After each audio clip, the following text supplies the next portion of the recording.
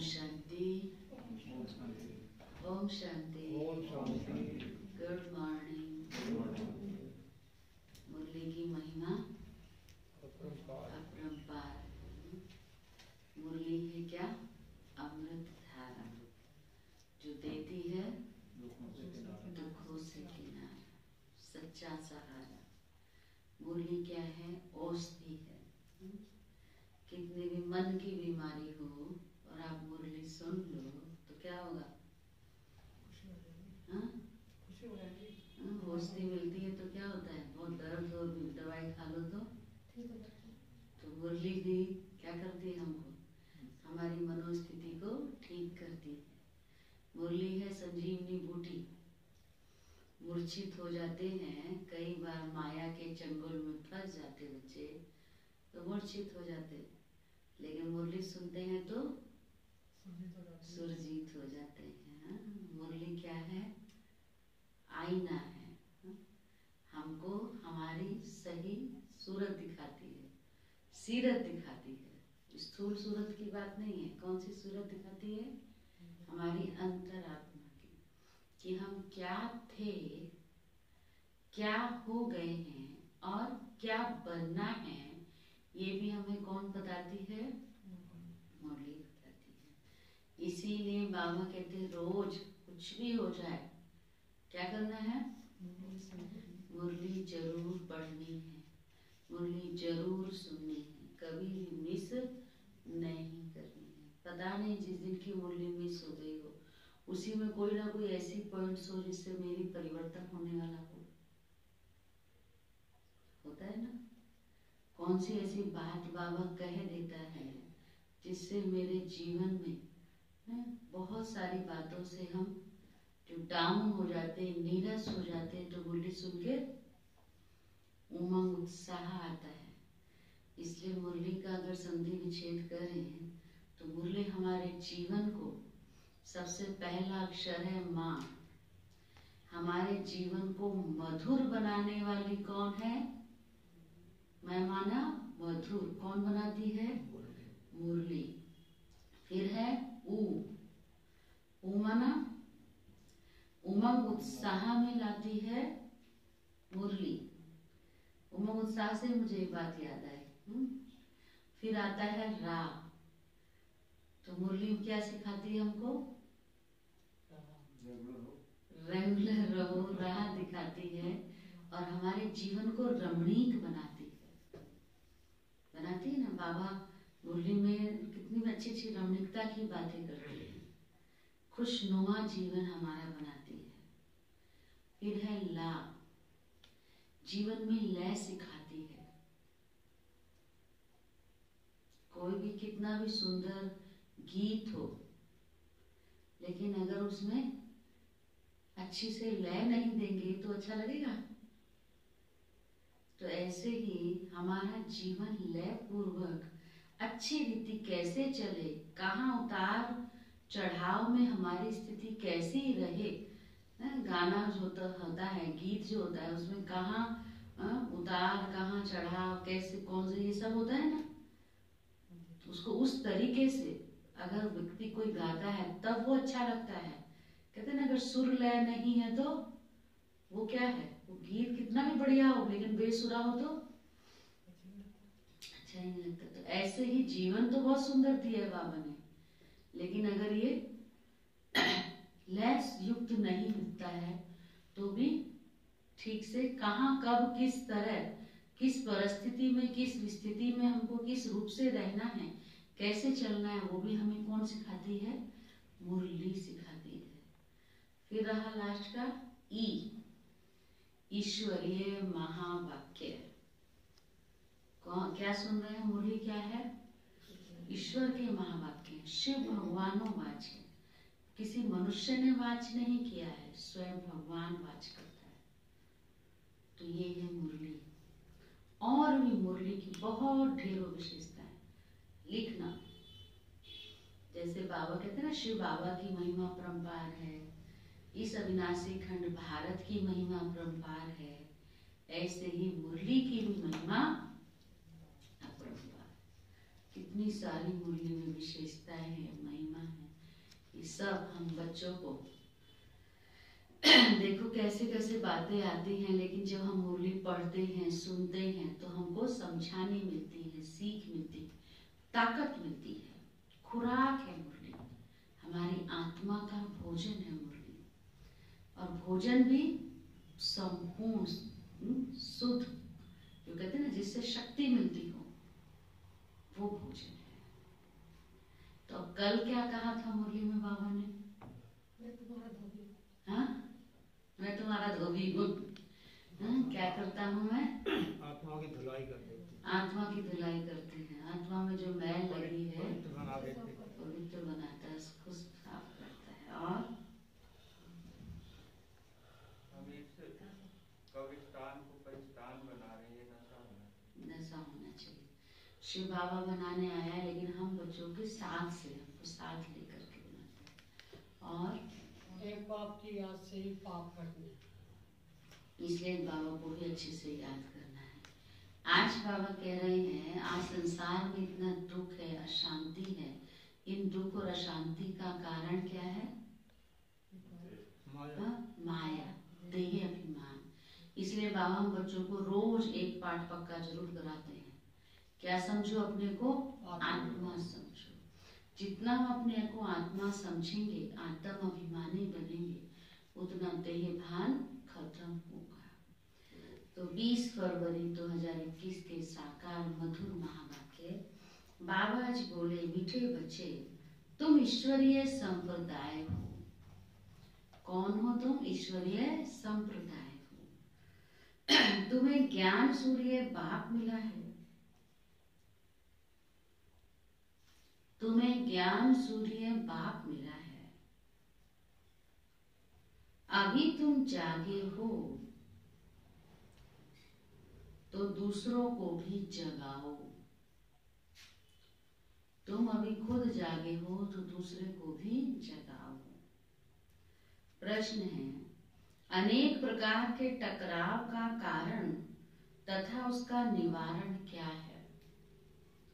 अनेक प्रकार के टकराव का कारण तथा उसका निवारण क्या है? बताओ। एक बाबा की याद। हाँ, टकराव का कारण अपने को आत्मा पहले कारण बताओ, फिर निवारण। देह अभिमान है टकराव का कारण, और निवारण देही अभिमानी बनना। उत्तर है, जब देह अभिमान में आते हो तो अनेक प्रकार के टकराव आते हैं, माया की ग्रहचारी बैठती है। बाबा कहते, देही अभिमानी बनो, सर्विस में लग जाओ। अच्छा लिखो, बाबा कहते जब देह अभिमान में आते हो तो अनेक प्रकार के टकराव होते हैं, माया की ग्रहचारी बैठती है।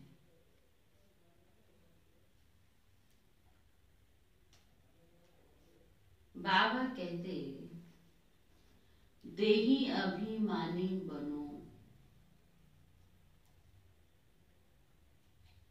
सर्विस में लग जाओ।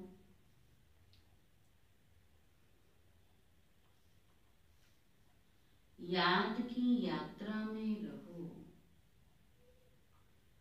तो ग्रहचारी मिट जाएगी।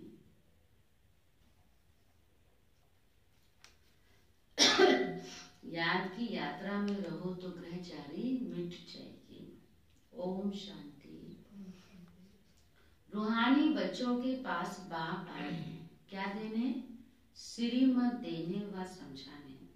यह तो बच्चे समझ गए हैं कि ड्रामा अपने अनुसार सारा कार्य होना ही है, बाकी समय थोड़ा रहा है। इस भारत को रावणपुरी से फिर विष्णुपुरी बनाना है। अब बाप भी है गुप्त, तो पढ़ाई भी है गुप्त।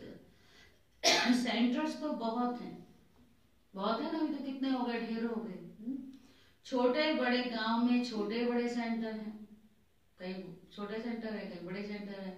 छोटे बड़े गांव में छोटे बड़े सेंटर हैं, और बच्चे भी बहुत हैं। अब बच्चों ने चैलेंज तो दी है और लिखना भी है कि जब कोई लिटरेचर बनाना है तो उसमें लिखना है कि हम इस अपनी भारत भूमि को स्वर्ग बनाकर ही छोड़ेंगे। तुमको भी अपनी भारत भूमि बहुत प्रिय है, क्योंकि तुम बच्चे जानते हो ये भारत ही स्वर्ग था। इनको 5000 वर्ष हुए हैं। भारत बहुत शानदार था, इनको स्वर्ग कहा जाता है। बाबा कहते तुम ब्रह्मामुख वंशावली को ही ये नॉलेज है। इस भारत को श्रीमत पर हमको स्वर्ग जरूर बनाना है, अर्थात सबको रास्ता बताना है ना। एक हमने आ गए तो और कोई नहीं आए तो स्वर्ग में फिर सब चाहिए ना। तो बाबा कहते हमें सबको रास्ता बताना है, स्वर्ग इस भारत को भी बनाना है, तो स्वर्ग में चलने के लायक भी बनाना है। भारत स्वर्ग बन जाएगा, उसमें रहने वाले नहीं होंगे तो ऐसा होगा नहीं। ड्रामा अनुसार ये सब होना ही है, लेकिन बाबा कहते अगर हम ऐसे सोचे कि चलो सब अपने आप होगा, ड्रामा अनुसार तो कुछ नहीं करेंगे ना। इसलिए हमें खुद को भी लायक बनाना है, भारत को भी स्वर्ग बनाना है, औरों को भी स्वर्ग में ले जाने की तैयारी करनी है, सबको रास्ता दिखाना है। तो बाबा कहते हैं सबको रास्ता बताना, और कोई खिटपिट की बात ही नहीं। आपस में बैठकर राय करनी चाहिए किन प्रदर्शनी के चित्रों द्वारा हम ऐसी क्या एडवर्टाइजमेंट करें जो अखबार में चित्र भी दें। आपस में इस पर सेमिनार करना चाहिए। जैसे गवर्नमेंट के लोग आपस में मिलते हैं, राय करते हैं कि भारत को हम कैसे सुधारें। ये जो इतने मतभेद हो गए हैं उनको आपस में मिलकर ठीक करें, और भारत में शांति सुख कैसे स्थापन करें, उस गवर्नमेंट का भी पुरुषार्थ चलता है। और तुम भी पांडव गवर्नमेंट गाई हुई हो, यह बड़ी ईश्वरीय गवर्नमेंट है। इनको वास्तव में कहा ही जाता है पावन ईश्वरीय गवर्नमेंट। पतित पावन बाप ही पतित बच्चों को बैठ पावन दुनिया का मालिक बनाते हैं, यह बच्चे ही जानते हैं। मुख्य है ही भारत का आदि सनातन देवी देवता धर्म। यह भी बच्चे जानते हैं कि यह है रुद्र ज्ञान यज्ञ। रुद्र कहा ही जाता है ईश्वर बाप को, शिव को। गाया हुआ है बरोबर बाप ने आकर रुद्र ज्ञान यज्ञ रचा था। उन्होंने तो टाइम लंबा चौड़ा दे दिया है। सभी अज्ञान नींद में सोए पड़े हैं। अभी तुमको किसने जगाया है? बाप ने जगाया है। तुमको फिर औरों को जगाना है। ड्रामा के अनुसार तुम जगाते रहते हो। इस समय तक जिसने जैसे जैसे जितना जितना पुरुषार्थ किया है उतना ही कल्प पहले भी किया था। हाँ, युद्ध के मैदान में उतराव चढ़ाव तो होता ही है। कभी माया का जोर हो जाता है, कभी ईश्वरीय संतान का जोर हो जाता है, कभी कभी सर्विस बड़ी अच्छी तेजी से चलती है, तो कभी कभी स्लो चलती है। स्लो होने का कारण माया के अनेक प्रकार के विघ्न। तो ही कहा बाबा ने, कभी कभी तो सर्विस बड़ी अच्छी तेजी से चलती है, कभी कहाँ कहाँ बच्चों में माया के विघ्न पड़ जाते हैं। माया एकदम बेहोश कर देती है, क्योंकि नाक से पकड़ती है ना। तो जो नाक से पकड़ेगी तो क्या होगा? सांस ही नहीं लिया जाएगा, और जब सांस नहीं लिया जाएगा तो क्या होंगे? बेहोशी हो जाएंगे ना। तो वही बाबा कहते हैं एकदम बेहोश कर देती है। लड़ाई का मैदान तो है ना। रावण माया राम की संतान को बेहोश कर देती है। लक्ष्मण के लिए भी कहानी है ना। क्या कहानी है लक्ष्मण की? मूर्छित हो गया है ना। फिर सुरजीत कैसे हुआ? तो कहाँ मिलेगी संजीवनी बूटी? ये बाबा की मुरली क्या है? संजीवनी बूटी है। तुम कहते हो सब मनुष्य कुंभकर्ण की नींद में सोए हुए। लक्ष्मण भी मूर्छित क्यों हुआ था? जो वहां कहानी बताते हैं, देखो कौन बताएगा? लक्ष्मण भी मूर्छित क्यों हुआ था?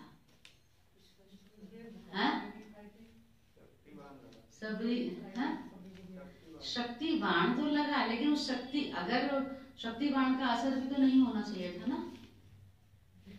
वो जो बताते हैं शास्त्रों में, उसके पीछे भी रहस्य बाबा ने समझाया। सबरी के बेर नहीं खाए थे तो मूर्छित हो गया था। हाँ दिखाते थे, लेकिन इसके पीछे कारण क्या है? क्यों नहीं खाए थे उसमें सबरी के पेड़? हाँ, देह अभिमान। तो देह अभिमान के वश होकर हम कुछ भी ऐसी अवज्ञा करते हैं तो माया हमको मूर्छित करती है ना। बाबा अभी भक्ति में तो हम ऐसी कथा की तरह वो सुनाते आए, हम सुनते आए, लेकिन समझ में नहीं आता था। अब बाबा हमको हर चीज का यथार्थ रहस्य बताते हैं।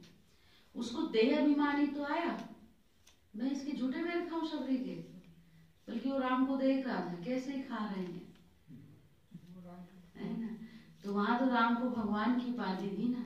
तो यहाँ इसका अर्थ क्या है कि बाबा हम सबकी भावना को स्वीकार करता है, सबकी भावना को, चाहे उसमें सबरी है चाहे जो भी है, हम सब की जो दिल की जो भावना होती बाबा स्वीकार करता है, उसको उसका भाड़ा देता है।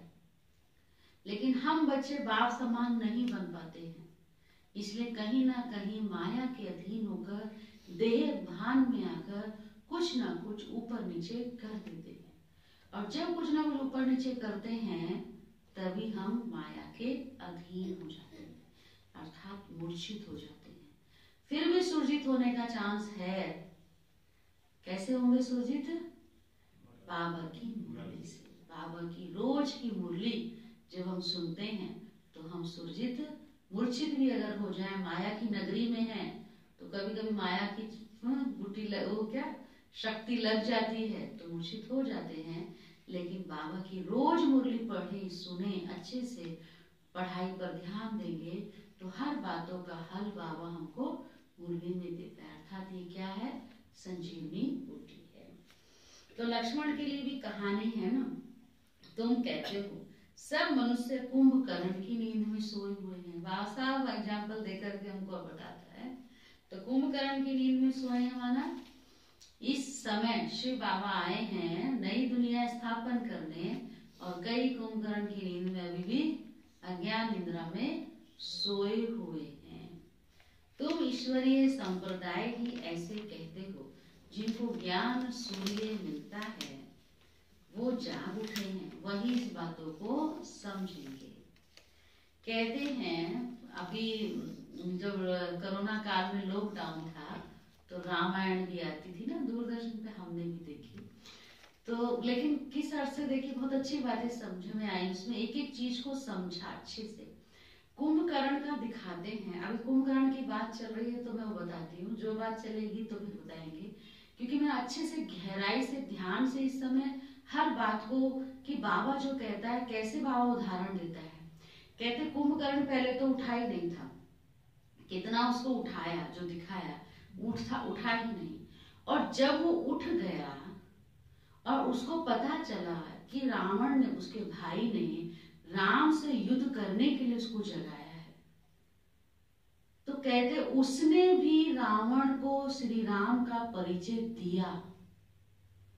कहते नहीं मैंने देखा, उसने भी राम के बारे में बताया कि हे अपने भाई रावण को कहा कि राम से आप युद्ध मत करो, वो भगवान है, आप उनसे जीत नहीं पाएंगे। लेकिन वो भाई का आज्ञाकारी, पर जैसी आपकी आज्ञा। तो कई बार आत्माएं माया के इतने अधीन होती हैं, रावण माना क्या? माया। उनके इतने अधीन होते क्योंकि उसी के राज्य में है, उसी का भाई है। भाई तो उसका विभीषण भी था, लेकिन उसने कि जो भाई कहेगा वही करना है। तो जैसे बाबा ने भी कल परसों भी कहा ना, कई बड़े बड़े व्यक्ति भी, साधु सन्यासी भी इस ज्ञान को समझते हैं, लेकिन कुछ ना कुछ कारण से वो आते नहीं हैं। कि कल ही तो कहा कि ब्रह्मा कुमारियों का जादू लग जाएगा इसको, इसलिए नहीं आते। तो कुंभकर्ण को भी आया, अगर मैं नहीं मानूंगा कहना तो ये भी कहेगा कि इसको तो राम की तरफ ही है, मेरा भाई कहेगा तो राम की तरफ ही है, ये भी चला जाएगा। इसलिए उसने उसकी आज्ञा का पालन किया, लेकिन अंदर से उसने भी उसको पहचाना। तो यही हालत तो है इस टाइम।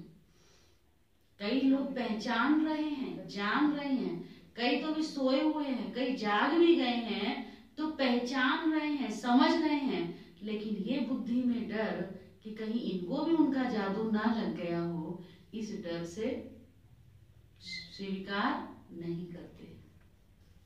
फिर युद्ध करते हैं तो विनाश तो होना ही है। बाबा ने तो समझा दिया, रावण संप्रदाय का तो विनाश होना ही है, ईश्वरीय संप्रदाय की स्थापना।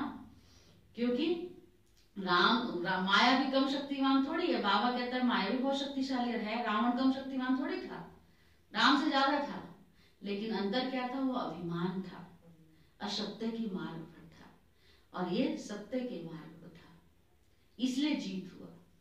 तो इसलिए बाबा कहते हैं इस समय असत्य के मार्ग पर जो चलता है तो हार तो होनी है।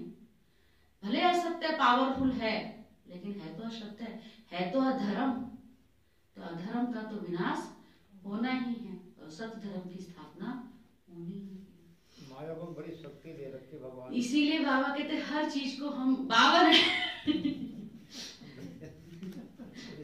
बाबा आपको भी तो दे रहा है ना, तो जब वो ले सकती है तो आप नहीं ले सकते क्या? बाबा लड़वा रहा है। अच्छा, तो जिनको ज्ञान सूर्य मिला है, देखो इस पॉइंट से मुझे याद है, जिनको ज्ञान सूर्य मिला और जाग उठे हैं वही इस बात को समझेंगे।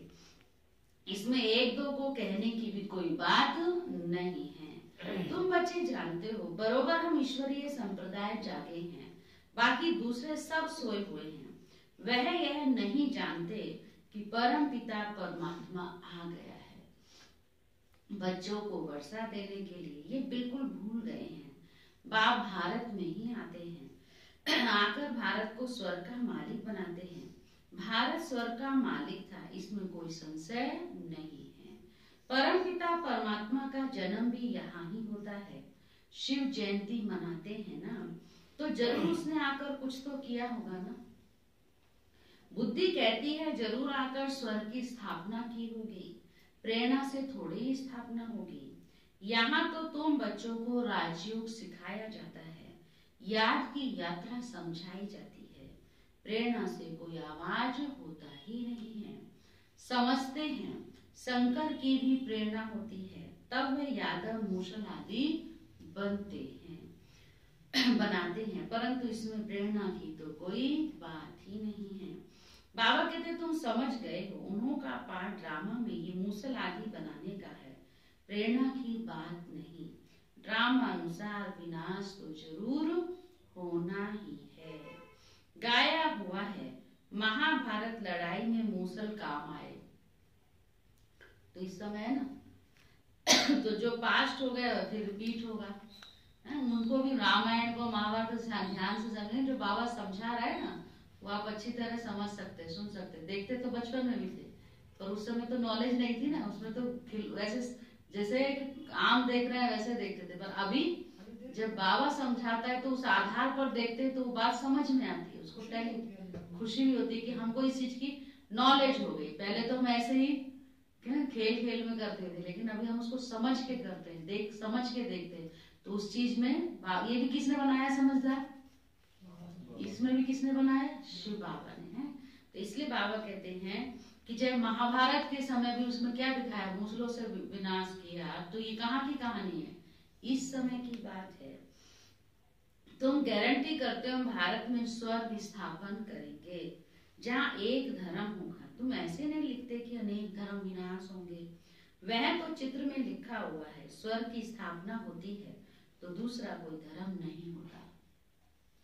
अभी तुमको समझ में आता है सबसे बड़ा पार्ट है शिव का, ब्रह्मा का और विष्णु का। ब्रह्मा सो विष्णु, विष्णु सो ब्रह्मा, यह तो बड़ी गुह्य बातें हैं। विष्णु से ब्रह्मा कैसे बनते हैं और ब्रह्मा से फिर विष्णु कैसे बनते हैं, ये सेंसिबल बच्चों की बुद्धि में झट आ जाता है। देवी संप्रदाय तो बाबा कहते तुम बनते हो, एक की बात नहीं है। इन बातों को तुम बच्चे समझते हो, दुनिया में तो एक भी मनुष्य इन बातों को समझता नहीं है। वह लक्ष्मी नारायण व विष्णु की पूजा भी करते हैं, परंतु उनको ये पता नहीं है कि विष्णु के ही दो रूप लक्ष्मी नारायण हैं जो नई दुनिया में राज्य करते हैं। बाकी चार भुजा वाला कोई मनुष्य नहीं होता। ये सूक्ष्म वतन में एम ऑब्जेक्ट दिखलाते हैं प्रवृत्ति मार्ग का। ये सारे वर्ल्ड की हिस्ट्री ज्योग्राफी कैसे चक्र लगाती है ये कोई भी जानते नहीं है। बाप को ही नहीं जानते तो बाप की रचना को कैसे जान सकते हैं। बाप ही रचना के आदि मध्य अंत का नॉलेज बताते हैं। ऋषि मुनि भी कहते थे हम नहीं जानते हैं।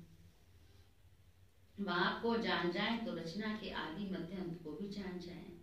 बाप कहते हैं मैं एक ही बार आकर तुम बच्चों को भी सारी नॉलेज समझाता हूँ, फिर मैं आता ही नहीं हूँ, तो रचता और रचना के आदि मध्य अंत को जाने ही कैसे। तो बाप स्वयं कहते हैं मैं सिवाय संगम युग के कभी आता ही नहीं हूँ, मुझे बुलाते ही हैं संगम पर। पावन सत्युग को कहा जाता है, पतित कलयुग को कहा जाता है। तो जरूर मैं आऊंगा पतित दुनिया के अंत में ना। कलयुग के अंत में आकर पतित से पावन बनाते हैं। सत्युग आदि में पावन है, यह तो सहज बात है ना। मनुष्य कुछ भी इन बातों को समझते नहीं है। अगर कहते हैं कलयुग में अर्जुन 40,000 वर्ष पड़े हैं, तो फिर और कितना पतित बनेंगे। अभी ही इतनी बुरी हालत है और कलयुग को 40,000 वर्ष पड़े हैं, तो और कितना पतित बनेंगे सोचो। क्योंकि कलयुग ही चलता रहेगा तो पतित ही बनते रहेंगे ना, पावन बनने की बात ही नहीं है। तो कितने गिर जाएंगे। तो इसलिए बाबा कहते सब कुछ उल्ट पुल्ट कर दिया है। कितना फिर दुख होगा, जितने पतित बनते जाएंगे उतना दुख होगा, सुख तो फिर होगा ही नहीं। कुछ भी मालूम ना होने के कारण बिल्कुल ही घोर अंधियारे में है। तुम समझ सकते हो तो बच्चों को आपस में मिलना है, चित्रों पर अच्छी रीति समझाना होता है। ये भी ड्रामा अनुसार चित्र आदि सब निकाले हैं। बच्चे समझते हैं जो समय पास होता है हूबहू ड्रामा चलता रहता है। बच्चों की अवस्थाएं भी कभी नीचे तो कभी ऊपर होती रहती है। बड़ी समझने की बातें हैं। कभी कभी ग्रहचारी आकर बैठती है तो उनको मिटाने के लिए कितने प्रयत्न करते हैं। बाबा घड़ी घड़ी कहते हैं बच्चे तुम देह अभिमान में आते हो इसलिए टक्कर होता है। सारा खेल ही था देह अभिमान, तभी टक्कर होता है। तुम देही अभिमानी बनो तो बाप की याद रहेगी और सर्विस में उन्नति करते रहेंगे। ऊंच पद जिनको पाना है वे सदैव सर्विस में लगे रहेंगे। तकदीर में नहीं है तो फिर तदबीर भी नहीं होगा, तदबीर भी नहीं होगी। खुद कहते हैं बाबा हमको धारणा नहीं होती है, बुद्धि में नहीं बैठता है। बाबा कहते जिनको धारणा होती है उसकी निशानी वह बहुत खुशी में रहेंगे। समझते हैं शिव बाबा आया हुआ है। अब बाप कहते हैं बच्चे तुम अच्छी रीति समझकर फिर औरों को समझाओ। कोई तो सर्विस में ही लगे रहते हैं, पुरुषार्थ करते रहते हैं। यह भी बच्चे जानते हैं जो सेकंड गुजरता है वह सब ड्रामा में नूंद है। सेकंड सेकंड जो भी हो रहा है वो सब ड्रामा प्लान अनुसार फिर ऐसे ही रिपीट होगा। अभी भी ड्रामा अनुसार चल रहा है, फिर से ऐसे ही रिपीट होगा। बच्चों को समझाया जाता है। बाहर भाषण आदि पर तो अनेक प्रकार के नए आते हैं सुनने के लिए। तुम समझते हो गीता वेद शास्त्र आदि पर कितने मनुष्य भाषण करते हैं। उनको कोई ये थोड़े पता है कि हाँ ईश्वर अपना और अपनी रचना के आदि मध्य अंत का राज समझाते हैं। रचेता ही आकर सारा ज्ञान सुनाते हैं। त्रिकालदर्शी बनाना किसका काम है? यह एक बाप का ही काम है। शास्त्रों में ये बातें हैं ही नहीं, ये नई बात है। बाबा बार बार समझाते हैं। कहाँ भी पहले पहले यह समझाओ कि गीता का भगवान कौन है, श्री कृष्ण है या निराकार शिव है। यह बातें प्रोजेक्टर पर तुम समझा नहीं सकेंगे। प्रदर्शनी में चित्र सामने रखा है, प्रोजेक्टर पर तो लगा दिया तो चलता रहेगा। इसके बाद चित्र में फिर आप अच्छे से उसको समझा सकते हो। प्रदर्शनी में चित्र सामने रखा है, उस पर समझाकर तुम पूछ सकते हो अब बताओ गीता का भगवान कौन है, ज्ञान सागर कौन है। कृष्ण को तो कह नहीं सकेंगे। पवित्रता सुख शांति का सागर लिबरेटर गाइड कौन?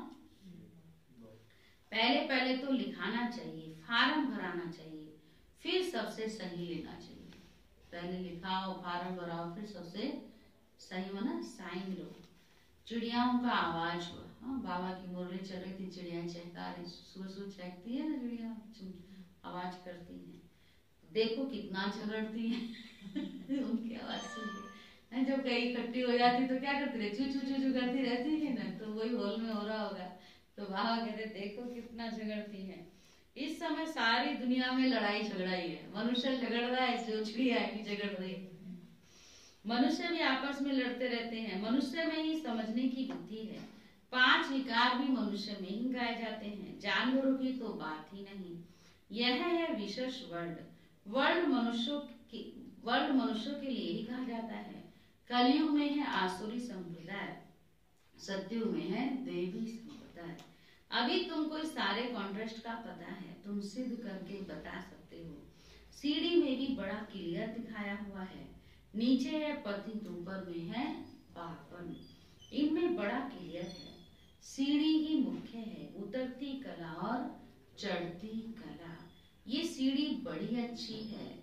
इनमें ऐसा क्या डाले जो मनुष्य बिल्कुल अच्छी रीति समझ जाए कि बरोबर यह पतित दुनिया है, पावन दुनिया स्वर्ग थी, यहाँ सब पतित हैं, पावन एक भी हो नहीं सकता। रात दिन ये ख्यालात चलना चाहिए। आत्म प्रकाश बच्चा लिखता है, बाबा ये चित्र बनाए। बाबा कहते भल विचार सागर मंथन कर कोई भी चित्र बनाओ,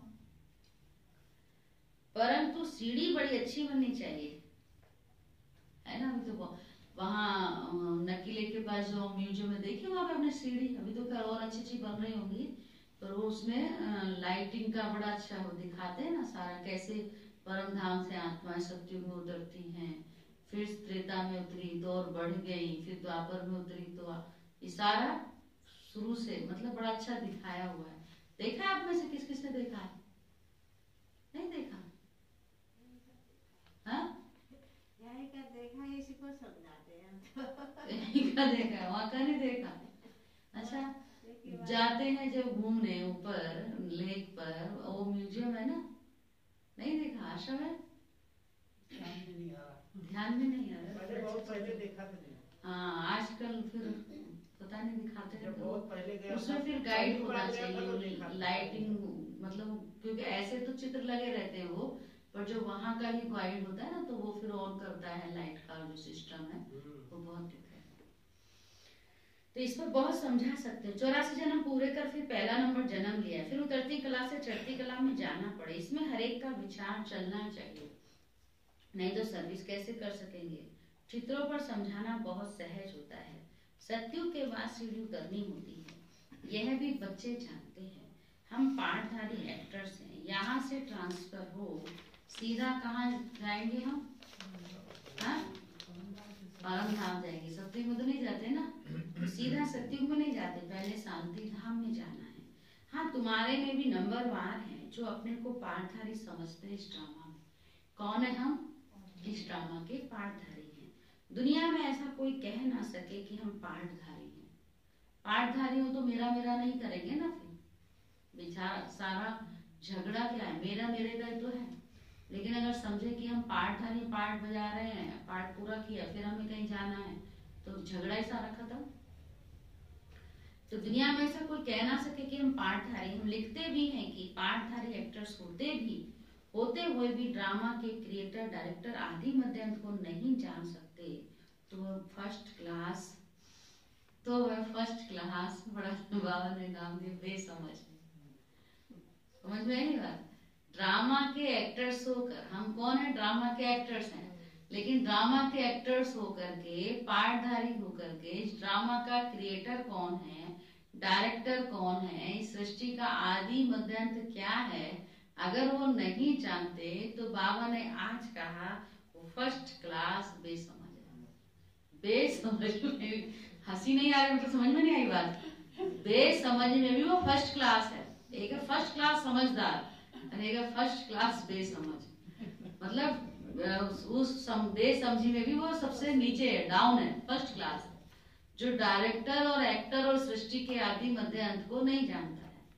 तो हम सब कौन हैं? कौन से वाले? फर्स्ट क्लास, फर्स्ट क्लास समझदार। बेसमझ तो नहीं है ना, सब जानते हैं। नंबर 1 है। ये तो भगवान वाच है, ये हम नहीं कह रहे, ये भगवान वाच है। कौन बोल रहा है? भगवान कह रहा है। श्री भगवान वाच ब्रह्मा तन द्वारा ज्ञान सागर व निराकार है, उनको अपना शरीर है नहीं। बड़ी समझने की युक्तियां हैं। तुम बच्चों को बड़ा नशा लेना चाहिए। हम किसकी ग्लानि थोड़ी करते हैं। सब बात बाबा कह रहा था, अभी कहता फर्स्ट क्लास बेस समझ है। कोई कहे कि देखो ये भगवान ऐसे कैसे बोल रहा है, बाबा कहते मैं किसी ग्लानि थोड़ी कर रहा हूँ, तो जो बात सच्ची है वो बोल रहा हूँ। हम किसी की ग्लानि नहीं करते हैं, ये तो राइट बात है ना भाई, सही बात है। एक्टर ड्रामा की है और क्रिएटर डायरेक्टर को नहीं जानते, इसका आदि मध्य अंत क्या है वो नहीं जानते, तो बेसमझ हो गए ना। और बेसमझ में फर्स्ट क्लास बेसमझ, तो कोई कह रहे ये तो बड़ी हमारी ग्लानि हो रही है, तो अगर ग्लानि की बात थोड़ी है, तो राइट बात है ना। जो भी बड़े बड़े हैं उनके उन सब के चित्र तुम डाल सकते हो, सीढ़ी को भी दिखला सकते हो। सीढ़ी को भी बाबा का फोकस किस तरह है?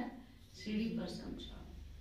अच्छा, मीठे मीठे सीखी लदे बच्चों प्रति माँ पिता बाप दादा का याद प्यार और गुड मॉर्निंग। रूहानी बाप की रूहानी बच्चों को नमस्ते। हम रूहानी बच्चों की रूहानी बाप दादा को भी गुड मॉर्निंग, नमस्ते नमस्ते नमस्ते। धारणा के मुख्य साथ तो क्या कहा अभिषेक बाबू ने? अभिमान छोड़ दे, मुख्य पुरुषार्थ मेहनत किसकी करनी है? देही अभिमान करनी है। तो धारणा के मुख्य सार है, भारत में सुख शांति की स्थापना करने व भारत को स्वर्ग बनाने के लिए आपस में सेमिनार करना है। भारत में सुख शांति की स्थापना करने व भारत को स्वर्ग बनाने के लिए आपस में सेमिनार करना है। श्रीमत पर भारत की ऐसी सेवा करनी है। श्रीमत पर भारत की ऐसी सेवा करनी है। सेकंड पॉइंट, सर्विस में उन्नति करने व सर्विस से ऊंच पद पाने के लिए, सर्विस में उन्नति करने व सर्विस में ऊंच पद पाने के लिए देही अभिमानी रहने की मेहनत करनी है। देही अभिमानी रहने की मेहनत करनी है। ज्ञान का विचार सागर मंथन करना है। ज्ञान का विचार सागर मंथन करना है। वरदान, अपनी श्रेष्ठ धारणाओं प्रति त्याग में भाग्य का अनुभव करने वाले सच्चे त्यागी भव। अपनी श्रेष्ठ धारणाओं प्रति त्याग में भाग्य का अनुभव करने वाले सच्चे त्यागी भव। ब्राह्मणों की श्रेष्ठ धारणा है संपूर्ण पवित्रता। इसी धारणा के लिए गायन है, प्राण जाए पर धर्म ना जाए। किसी भी प्रकार की परिस्थिति में अपनी इस धारणा के प्रति कुछ भी त्याग करना पड़े, सहन करना पड़े, सामना करना पड़े, साहस रखना पड़े, तो खुशी खुशी से करो। इसमें त्याग को त्याग न समझ भाग्य का अनुभव करो, तब कहेंगे सच्चे त्यागी। ऐसी धारणा वाले ही सच्चे ब्राह्मण कहे जाते हैं। ऐसे धारणा वाले ही पक्के और सच्चे ब्राह्मण हैं। स्लोगन है, सर्व शक्तियों को अपने ऑर्डर में रखने वाले ही मास्टर सर्वशक्तिमान हैं। सर्व शक्तियों को अपने ऑर्डर में रखने वाले ही मास्टर सर्वशक्तिमान हैं। आज का जैसे कपड़े सिलाई करने का साधन क्या होता है? किससे सिलता है कपड़ा? धागे से। जैसे कपड़े सिलाई करने का साधन धागा होता है, वैसे ही भविष्य संबंध जोड़ने का साधन है। कहाँ से क्या बाबू ने कौन से उदाहरण से क्या बात जोड़ी बताओ। जैसे कपड़े सिलाई करने का साधन धागा है, ऐसे ही वैसे ही भविष्य संबंध जोड़ने का साधन आत्मिक स्नेह रूपी धागा। आत्मिक स्नेह रूपी धागा जोड़ने का समय और स्थान कहाँ है? ये संगम युग। हम सभी सत्ययुगी परिवार के बनेंगे ना, लेकिन कौन आएगा एक परिवार में? ऐसे नहीं कि हम यहाँ साथ बैठे तो यहाँ एक ही परिवार में आएंगे, होगा ऐसे? नहीं आएंगे। आत्मिक स्नेह रूपी धागा जिसका पक्का है, जो उस धागे में जुड़े हैं, वो एक साथ। और जोड़ने का समय कहाँ है? यहाँ। जोड़ने का समय और स्थान यह है। लेकिन ये ईश्वरीय स्नेह व आत्मिक स्नेह तब जुड़ सकता है,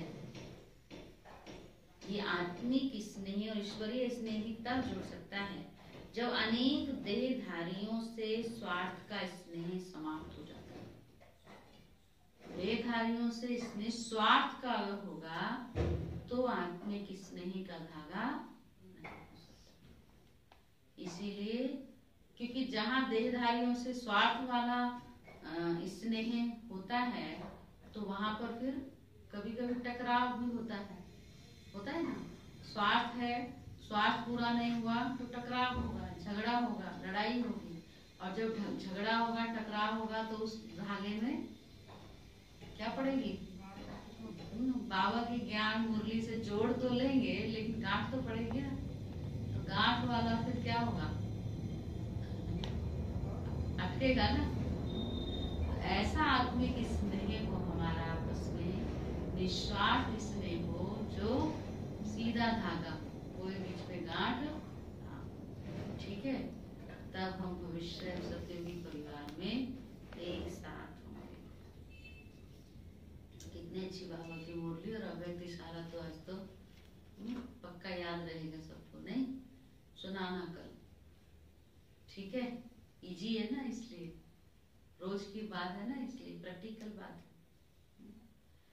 चलो ओके, बाबा की याद में बैठेंगे। शेष देही अभिमानी बनने का अभ्यास। मैं कौन हूँ?